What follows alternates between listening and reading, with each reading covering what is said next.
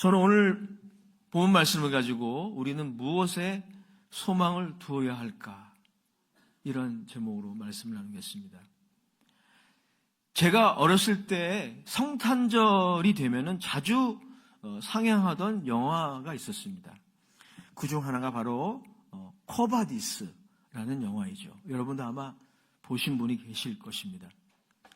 이 코바디스는 내용이 이렇습니다. 로마 군의 고위 장성 중 하나였던 비니키우스가 리디아라는 여인에게 사랑에 빠지는데 그녀는 알고 보니 초대교회의 기독교인이었습니다. 하지만 당시 로마의 황제는, 이것은 역사적인 팩트에 근거하고 있는데 네로 황제였어요. 이 네로는 광기 어린 핍박을 기독교인들 향해 감행했습니다. 그는 로마에 불을 지르고 그 혐의를 그리스도인에게 전가시켰습니다. 결과로 기독교인들을 향한 로마 정부와 로마 시민들의 잔혹한 핍박이 있었습니다. 그 와중에 비니키우스의 연인 리디아도 원형 경기장의 맹수의 밥으로 전락했지만 극적으로 구출된다는 내용이 바로 이 영화의 전체적인 내용이에요. 그런데 놀랍게도 이 영화 말미에 베드로 사도가 등장합니다. 자, 이 부분은 성경에 없는 베드로에 대한 전승에 기초하고 있어요. 그는 핍박받는 로마 교회 성도들을 위로하고자 로마로 갑니다.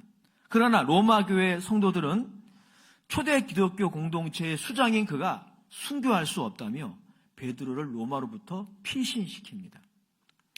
그런데 그가 로마를 떠나 탈출할 때 길에서 문득 한 사람을 만나는데 그가 예수님이셨어요. 그때 베드로는 예수님께 이렇게 질문합니다. 이것이 바로 영화의 제목이에요. 쿠오바디스 도미니, 주여 어디로 가십니까? 그때 예수님은 이렇게 대답하셨습니다. 나는 로마에 박해받는 성도들을 위해 다시 십자가에 달리고자 그곳으로 가노라.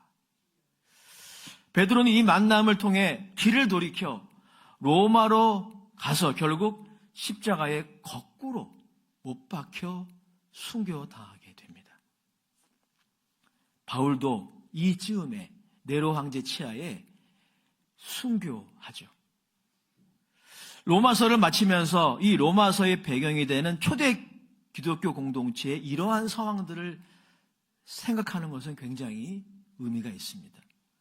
사실 로마서만이 아니라 신약 성경 전체가 당시 핍박받는 초대 기독교 공동체를 배경으로 하고 있다고 말해도 과언이 아니에요. 그리고 로마서를 이제 마무리하면서 이런 질문을 하게 됩니다. 바울과 이 편지를 받는 로마 교회는 지금 좀 전에 말씀드렸던 그 잔혹한 핍박이 기다리고 있습니다. 이 로마 교회 공동체의 소망은 무엇이었을까? 그들에게도 새해가 다가왔을 것이고 그들에게도 성탄절이 다가왔을 거예요. 그들의 성탄절의 그 촛불 앞에서 어떤 소망을 가졌을까요? 그들을 견디게 하는 힘은 무엇이었을까? 베드로가 로마를 탈출해서 고향으로 돌아가는 길에서 돌이켜 로마로 다시 돌아가게 하는 그 힘은 무엇이었을까? 오늘과 다음 주에 걸쳐 나누기를 원합니다. 바울은 이제 로마서의 대단원의 마지막 부분에서 자신이 로마서를 쓰게 된 이유와 목적을 다시 재확인하고 있습니다. 바울이 로마서를 왜 썼습니까? 로마서 서두에 나와 있는 것처럼 그가 전하는 복음을 변증하기 위해서입니다. 자신이 전하는 복음이 왜 중요한지, 이 복음을 전파하는 것이 왜 중요한지 그는 변증하기 위해서 로마서를 썼습니다. 우리는 여기서 제3, 이 로마서의 결론을 통해 제3, 복음의 중요성과 함께 21세기를 살아가는 우리가 어디에 소망을 두어야 하는지 마음에 새기게 됩니다. 자, 그럼 먼저 오늘 본문의 따르면 왜 복음이 중요합니까? 25절, 26절입니다. 우리 같이 읽어보겠습니다. 로마서 16장 25절, 26절입니다. 시작. 나의 복음과 예수 그리스도를 전파함은 영세전부터 감추었다가 이제는 나타내신 바 되었으며 영원하신 하나님의 명을 따라 선지자들의 글로 말미암아 모든 민족이 믿어 순종하게 하시려고 알게 하신 바 그 신비의 계시를 따라 된 것이니 이 복음으로 너희를 능히 경고하게 하실. 자, 바울에 따르면 복음은 무엇입니까? 모든 민족으로 하여금 하나님을 믿는 믿음을 가지게 하는 능력이라는 것입니다. 능력. 그렇습니다. 바울이 여기서 또 다시 한번 강조하는 복음의 정체성이 있죠. 그것은 복음은 단순한 논리나 이론이 아니라는 것입니다. 구원을 주시는 하나님의 능력이라는 거예요. 로마서 1장 16절, 로마서 서두 부분에 이미 이 부분을 바울이 역설했습니다. 로마서 1장 16절의 말씀 우리 다 같이 한번 읽어보겠습니다. 시작. 내가 복음을 부끄러워하지 아니하노니 이 복음은 모든 믿는 자에게 구원을 주시는 하나님의 능력이 됨이라. 먼저는 유대인에게요 그리고 헬라인에게로다. 놀라운 것은 오늘 로마서 16장 26절에 따르면 복음은 예수님을 믿지 않는 사람에게만 필요한 것이 아니라는 거예요. 나는 예수 믿었으니까, 난 복음을 이미 듣고 예수 믿었으니까 난 필요 없습니다.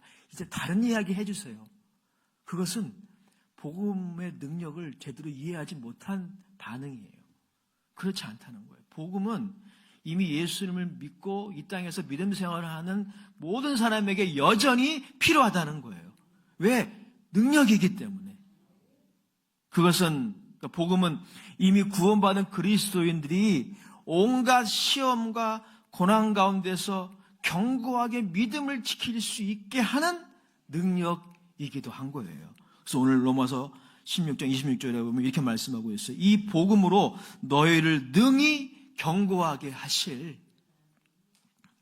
초대교회 성도들이 바로 이 복음의 능력으로 견뎌낼 수 있었던 것이죠. 자, 좀 더 구체적으로 살펴보겠습니다. 이 복음의 능력에 대해서. 하나님이 구원하시는 의, 이게 로마서를 다시 복습해 드리는 것입니다. 하나님이 구원하시는 의, 즉 죄인을 용서하고 의롭다 하시는 이 의가 로마서에 따르면 어떻게 우리에게 주어집니까? 복음을 통해서 선물로 주어진다는 거예요. 그게 복음의 핵심이에요. 로마서 1장 17절의 말씀입니다. 우리 같이 읽어보겠습니다. 로마서 1장 17절 시작. 복음에는 하나님의 의가 나타나서 믿음으로 믿음에 이르게 하나니 기록된 바 오직 의인은 믿음으로 말미암아 살리라 함과 같으니라. 우리를 구원하시는 의, 우리의 죄를 용서하고 우리를 의롭다 하시는 이 의가 우리의 어떤 도 닦음으로, 우리의 정성으로 우리가 획득하는 것이 아니라 하나님이 선물로 주신다라는 거예요. 복음을 통해서. 그리고 이 복음의 주제는 무엇입니까? 다름 아닌 예수 그리스도이십니다. 그래서 복음이 위대한 거예요. 그래서 복음이 능력인 것입니다. 아무리 이야기해도 지루하지 않는 이유가 여기 있는 거예요. 또한 여러분, 복음의 주제는 무엇입니까? 하나님이 예수 그리스도의 십자가의 죽음과 부활로 이루신 것. 이것이 복음의 내용들이죠. 바울은 이 십자가에 못 박힌 예수, 바울이 사활을 걸고 전하기 원했던 게 이거예요. 십자가에 못 박힌 예수. 바울은 여기에 사활을 걸었고 그 외에도 이 예수를 전하는 일에 사활을 걸어야 한다고 역설하고 있어요. 바울에 따르면 이 십자가에 못 박힌 예수, 그리스도만이 인간의 공경에서 그를 구출해낼 수 있다는 것입니다. 존 스타트는 인간의 공경을 그리스도의 십자가라는 책에서 이렇게 정의했어요. 스스로 벗어날 수 없으나 반드시 벗어나야 하는 인간의 공경이라고 정의했어요. 이게 여러분 인간 모두가 경험하는 공경이라는 거예요. 그래서 제가 구원이라는 단어를 쓰지 않고 구출이라는 단어를 썼어요. 여러분 구원과 구출이 비슷하지만 좀 어감이 틀리죠. 구출은 뭐예요? 도저히 스스로는 나올 수 없는데 누군가가 끄집어내주는 거 아닙니까? 바울에 따르면 십자가에 못 박힌 예수 그리스도만이 이 인간의 공경에서 인간을 구출해낼 수 있다는 거예요. 로마서의 모든 내용들이 다 이 메시지를 지시하고 있어요. 그 중에 하나가 로마서 3장 23절 26절인데요. 우리 다 같이 한번 읽어보도록 하시겠습니다. 로마서 3장 23절에서 25절까지만 읽겠습니다. 시작. 모든 사람이 죄를 범하였음에 하나님의 영광에 이르지 못하더니 그리스도 예수 안에 있는 속량으로 말미암아 하나님의 은혜로 값없이 의롭다 하심을 얻은 자 되었느니라. 이 예수를 하나님이 그의 피로써 믿음으로 말미암아 화목제물로 세우셨으니 이는 하나님께서 길이 참으시는 중에 전에 지은 죄를 간과하심으로 자기의 의로우심을 나타내려 하심이니. 아멘.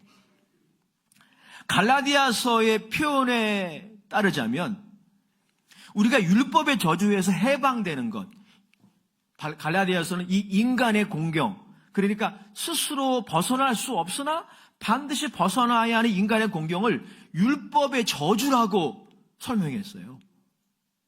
그런데 갈라디아서에 따르면 우리가 이 율법의 저주에서 해방되는 것은 오직 십자가에 못 박힌 예수님 때문입니다. 갈라디아서 3장 13절도 우리 다 같이 읽겠습니다. 시작.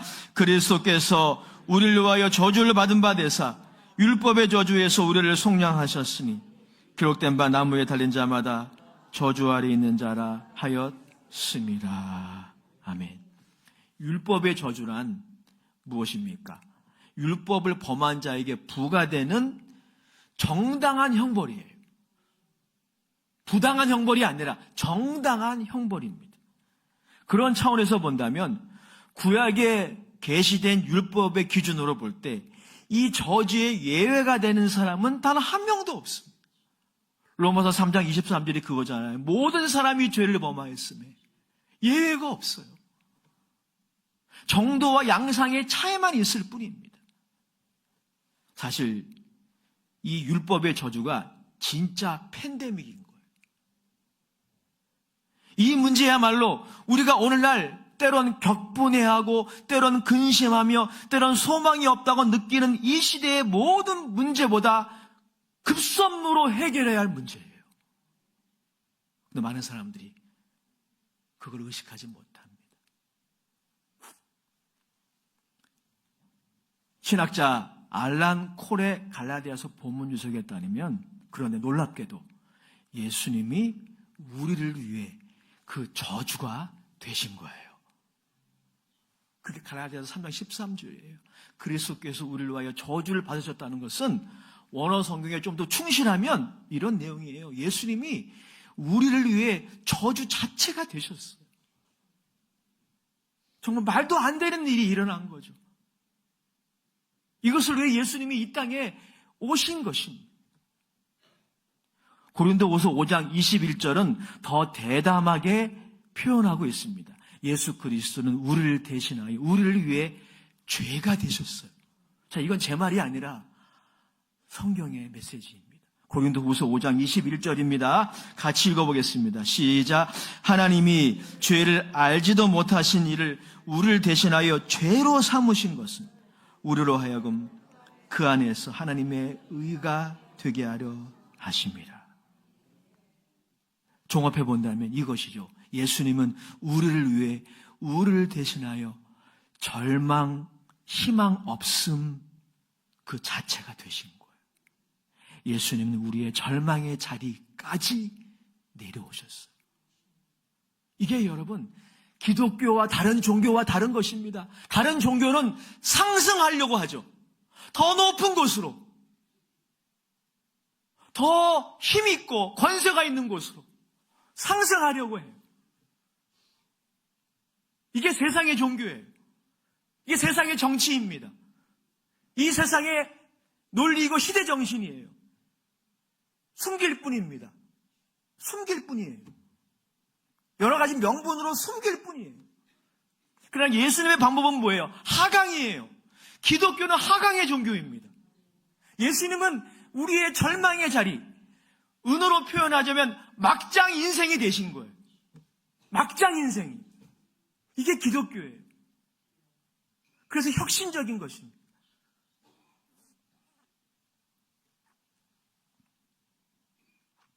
예수님은 그것을 통해 죄와 형벌의 반복, 그러니까 악순환이죠, 이게. 율법의 저주가 이런 거예요. 죄와 형벌이 반복되는 겁니다. 계속 반복돼요. 이 고리를 끊어버리셨어요. 예수님의 십자가의 죽음만이 이 일을 할 수 있어요. 이게 기독교의 메시지예요. 이게 복음의 웅변입니다. 그래서 예수님이 하강하신 거예요. 죄와 형벌의 악순환. 여러분, 이것이 무엇 때문에 생긴 겁니까? 율법을 범한 죄인을 향한 주님의 형벌이 잘못됐기 때문이 아닙니다.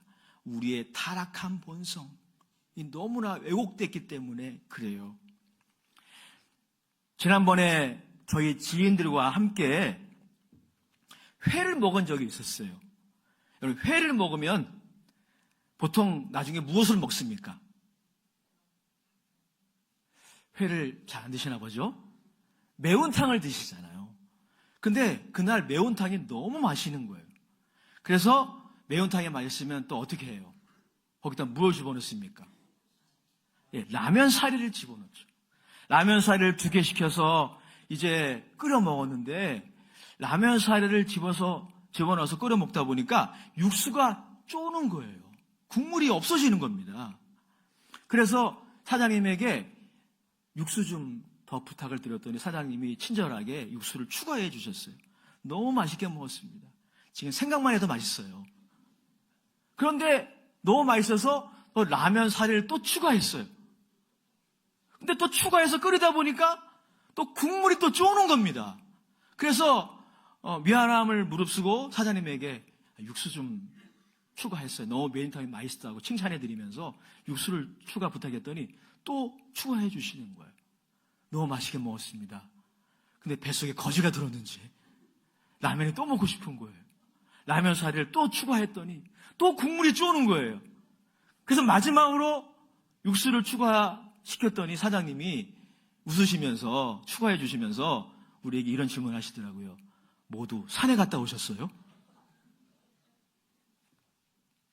저는 개인적으로 감자칩을 좋아합니다. 짱 감자칩. 근데 여러분, 짱 감자칩을 먹으면 반드시 그게 불러오는 보상 효과가 있죠. 콜라를 먹어야 돼요. 콜라 없이 못 먹습니다. 근데 콜라를 먹으면 또 감자칩이 또 땡겨요. 그럼 여러분, 감자칩이 콜라를 불러오고 콜라는 또 감자칩을 불러오고 이러다 보면 결과 어떻게 됩니까? 배둘렘이 되는 겁니다. 배둘렘. 제가 좀 재미난 비유를 들었어요. 이게 여러분 죄와 형벌의 반복 효과입니다. 죄로 인해 형벌이 주어졌을 때 인간이 회개하고 자신의 삶을 개선해야 되는데 인간의 왜곡되고 타락한 본성이 그거를 원하지 않아요. 또 그래서 죄를 짓습니다. 죄와 형벌이 계속 보상 효과를 통해 증강되는 거예요. 그 끝은 하데스, 지옥입니다. 그리고 지옥의 특징은 희망이 없는 것이죠. 그 어떠한 사람도 지옥에서는 2번째 기회가 없습니다. 그게 지옥이에요. 그런데 여러분, 예수님을 통하여 어떤 일이 일어났습니까? 그 죄가 심판을 받았어요. 저주가 종식되었습니다. 그 악순환의 고리가 예수 안에서 끊어졌습니다. 이게 복음이 확신하는 바예요. 뿐만 아닙니다. 구원받았지만 여전히 모든 그리스도인들에게도 연약함이 있어요. 이 고리가 끊어졌지만 다시 과거의 삶을 반복하려는 그런 유혹 앞에 그리스도인들은 여전히 흔들립니다. 그래서 보세요. 교회나 성도나 다양한 문제로 넘어지는 게 아닙니다. 반복 반복돼서 넘어지는 문제가 있어요. 사람마다 다르지만. 근데 그걸 또 반복해. 거기에 또 넘어져요. 교회도 그렇고 개인도 그렇고. 여러분, 이게 사단이 원하는 바죠. 이 고리가 끊어졌지만, 이 율법의 저주에서 해방되었지만 다시 그 율법의 저주로 돌아가게 만드는, 종되게 만드는 것이 사단의 전략 아닙니까? 근데 우리는 그 유혹에 약해요. 그래서 우리의 현실이 어떻습니까? 여전히 우리는 좌충우돌하고 고난과 유혹에 심히 흔들리고 넘어집니다. 그러나 오늘 성경에 보십시오. 예수 그리스도의 복음은 어떤 능력이 있습니까? 우리를 견고하게 하셔요. 우리를 견고하게 하셔요. 주님이 이 땅에 다시 오셔서 이제 하나님의 나라가 온전히 임할 그날까지 우리를 견고하게 하시는 능력이 복음에 있어요. 우리를 기다려주시고 하나님이 원하시는 지점까지 이끌어주시는 하나님의 사랑이 있기에, 그래서 우리에게 소망이 있는 것입니다. 진실로 이것 외에 다른 대상에 우리의 소망을 둘 데가 없습니다. 진정한 의미에서 우리는 오직 예수님의 십자가 밑에서 다시 소망을 품고 꿈을 꾸게 됩니다. 이번 연말에 또 성탄절에 예수님의 십자가 그 은혜 아래서 꿈을 꾸는 인생 되시기 바라요. 새해를 향한 소망을 가지고 비전을 가지고 새해를 맞이하시기를 주의 이름으로 축복합니다. 2주 전에 뜻깊은 감동의 시간이 저에게 있었습니다. 교회 성도님 한 분이 세진회라고 하는 단체가 주관하는 제42회 세진음악회 무료 관람권을 주셔서 세종문화회관에 아내와 함께 오랜만에 음악회에 참석을 했습니다. 세진회는 제가 알아보니까 교정 선교단체예요. 그러니까 교도소 안에 있는 재소자들에게 복음을 전하는 그런 단체입니다. 2010년 만들어진 우리나라 최초 민영교도소, 보통 교도소가 관영으로 운영이 되는데 최초 민영교도소 소망교도소가 있다고 해요. 그 소망교도소의 재소자들에게 이 세진회가 노래를 가르치고 합창단을 만들어 정기적으로 발표하는 음악회예요. 그것이 벌써 42회가 된 것입니다. 음악회에 참석해보니 음악회를 빛내기 위해 전문 성악가들의 이 찬조 공연도 꽤 감동적이었습니다. 하지만 무엇보다 재소자들로 구성된 합창단의 합창이 왠지 모를 진한 감동을 주었습니다. 노래의 내용은 잘 기억이 나지 않았어요. 하지만 이런 메시지로 요약될 수 있었습니다. 비록 교도소 안에 여전히 있지만 교도소 담장 그 안에서 소망을 가지고 살겠습니다. 이런 내용이었어요. 그들은 교도소에서 나오신 분들이 아니에요. 여전히 교도소에 수감되어져 있는 분들입니다. 그러나 공연을 마치고 이제 다시 교도소로 들어가야 돼요.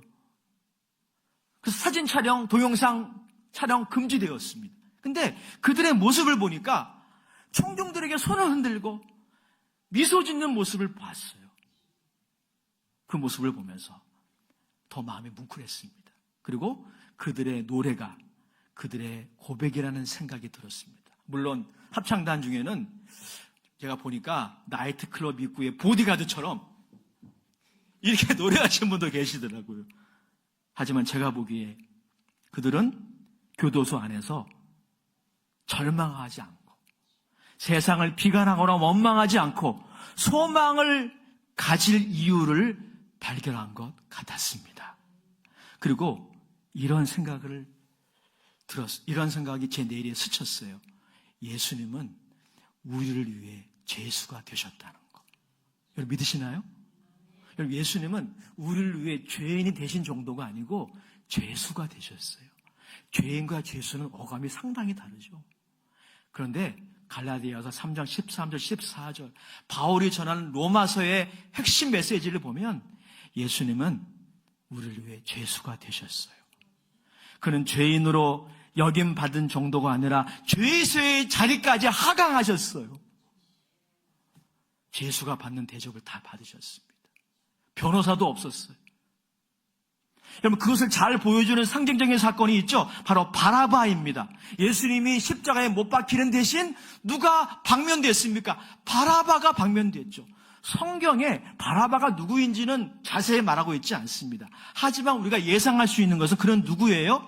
평생 악한 짓만 하며 모든 사람들의 지탄의 대상이 되다가 이제 소망 없이 사형당할 운명에 처한 사람이 바라바 아닙니까?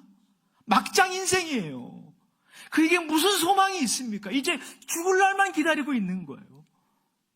근데 예수님 때문에 그가 방면되었습니다. 이 사건은 예수님이 이 땅에 오신 목적을 잘 나타내요. 그는 우리의 절망의 자리까지 내려오시기 위해 오셨습니다. 그는 우리 대신에 죄 자체가 되시고 저주가 되셨어요. 그분은 2000년 전 성탄절 이브에 태어나자마자 그래서 말 구유에 누이셨죠. 누가복음의 저자는 이것이 예수님이 마리아의 강보에 쌓여 다른 것도 아니라 말 밥통에 누이신 것이 표적이라고 선언합니다. 누가복음 2장 12절 말씀 우리 다 같이 읽어보겠습니다. 누가복음 2장 12절입니다. 시작. 너희가 가서 강보에 쌓여 구유에 누이어 있는 아기를 보리니 이것이 너희에게 표적이니라 하더니 무엇에 대한 표적입니까? 예수님이 우리의 절망의 자리까지 내려오셨다는 것을 보여주는 표적이에요. 그러므로 예수님이 우리의 절망의 자리까지 내려오셨으므로 우리가 사명감을 가지고 해야 할 일이 있습니다. 소망을 품어야 돼요. 낭망하면 안 됩니다. 원망하면 안 됩니다. 다 소망의 반대말이에요, 여러분. 소망이 결핍된 사람들의 반응이에요. 낭망, 원망, 절망 다 사촌지간이에요. 다 사촌지간. 예수님이 이 절망의 자리까지 내려오셨기 때문에 우리는 사명이 있어요. 소망 품어야 합니다. 그 소망을 이야기해야 돼요. 그리고 넘어진 자리에서 우리의 절망의 자리에서 다시 일어나야 합니다. 우리는 십자가 밑에서 이 소망을 품습니다. 비전과 꿈을 회복합니다. 1970년도에 새마을 운동이 있었을 때 이번 수요일에 그 부분 나눴거든요. 갑자기 생각이 났어요. 새마을 운동에 우리 새마을 지도자분 계시는데 새마을 운동의 세 가지 구호 한번 외쳐보겠습니다. 저를 따라서 외치는 거예요. 할 수 있다. 크게 하겠습니다. 오른손으로 주먹질 쥐고 우리 하나님 앞에서 결의를 다지면서 할 수 있다. 하면 된다. 해보자. 이 구호는 그리스도인의 말로 외쳐야 돼요. 왜요? 예수님이 나를 위해 이 절망의 자리까지 내려오셨기 때문에 예수님이 율법의 저주에서 우리를 해방시키셨기 때문입니다. 독일의 신학자 위리겐 몰트만은 희망의 신학자로 알려져 있습니다. 그는 이렇게 말했대요. 숨을 쉬는 한 희망하라. 숨을 쉬는 한 희망하라. 특별히 이 구호는 그리스도인이야말로 외쳐야 하는 구호입니다. 예수 믿는 사람이야말로 소망을 가져야 할 객관적인 이유가 있습니다. 우리의 사업이 잘 안 되고 우리의 가정에 여러 가지 아픔이 있고 건강이 약하고 그것이 우리의 현실이지만 그러나 우리에게는 소망이 있습니다. 복음에 나타난 하나님의 능력이 바로 우리의 소망의 이유입니다. 예수님이 우리의 소망의 이유이십니다. 이 소망으로 바울과 베드로 그리고 당대에 핍박받던 기독교인들은 그 현실을 견뎠어요. 마찬가지입니다. 21세기를 살아가는 우리 그 당시와는 시대가 달라졌지만 그러나 본질에서는 동일하게 매우 어렵고 힘들어합니다. 이 시대를 견딜 수 있는 능력은 소망밖에 없어요. 그래서 마지막으로 시편 41편 11절 이 시편의 저자는 고라입니다. 찬양 인도자였어요. 그가 고된 싸움을 하며 불만족스럽고 소망을 가지기 힘든 이 시대를 살아가는 우리들에게 또 자신에게 이렇게 권면합니다. 우리 같이 읽고 마치겠습니다. 우리 큰 소리로 외쳐보겠습니다. 시작. 내 영혼아 내가 어찌하여 낙심하며 어찌하여 내 속에서 불안해하는가. 하나님께 소망을 두라. 나는 그가 나타나 도우심으로 말미암아 내 하나님을 여전히 찬송하리로다. 아멘. 하나님 아버지, 우리 사랑하는 교한 종들 성탄주일에 또 새해를 맞이하면서 하나님께 소망을 두는, 우리 인생 가운데 나타나셔서 우리를 도우시는 그 하나님께 소망을 두는 당신의 교한 종들 다 될 수 있도록 축복해 주옵소서. 예수님의 이름으로 감사하며 기도합니다. 아멘.